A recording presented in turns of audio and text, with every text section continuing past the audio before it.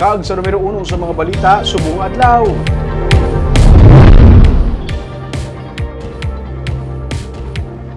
Tatlo ang pilason sang ginhabuyan sa Granada ang isa ka kilala nga kapihan sa San Carlos City.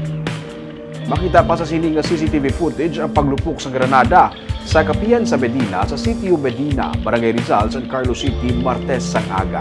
Ginkilala ang mga pilason nga sanday Leonora Masabas, 35 anyos, tag-iya sang kapihan, ianak nga si Julius kag ang bulig sa kapihan nga si Rochelle Larisma. Nahalitan man ang salakyan ni Police Senior Master Sergeant Leonardo Luage nga na-assign sa Dumaguete City, Negros Oriental.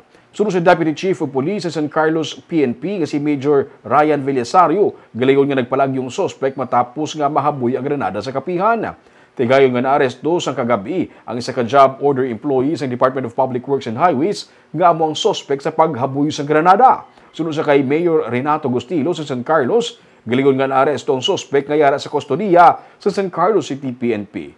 Dugang pa sa alkalde nga nagtanyag inisang 150,000 pesos nga padya sa makatudlo kag makatumod sa suspect, pero ini ang nadakpan pinagi sa hot pursuit operations ang kapulisan. Sa karon, under interrogation ang suspetsado, agud matumod kung ano ang iyang motibo sa krimen, kag ini ang magapakatubang sa kaso nga 3 ka counts ng frustrated murder. Ginapatag sa LGU nga isa ka isolated case sa natabo, kag ang syudad ang safe sa gihapon nga kaladtuan. Sasko lang man kuno natabo nga bomb threats ang kahapon sa isa ka mall sa San Carlos City.